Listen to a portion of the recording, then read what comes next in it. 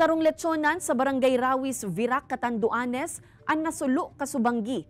Tulos man na nagresponde ang Virac BFP kun kaya parte sa nakan letsyonan asin mga panggatong ang nasulo asin dain na nadamay pa ang mga kataid na harong.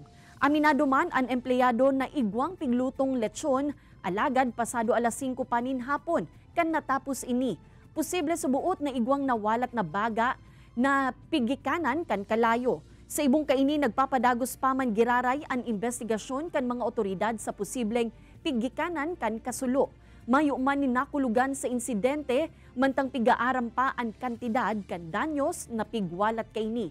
Nagpagirumduman ang mga otoridad sa publiko na pirming mag-ingat tanganing makalikay sa mga insidente ning kasulo. May naiwan siguro ang baga, yun siguro sinimula ng apoy. Kaya siguro kumalat.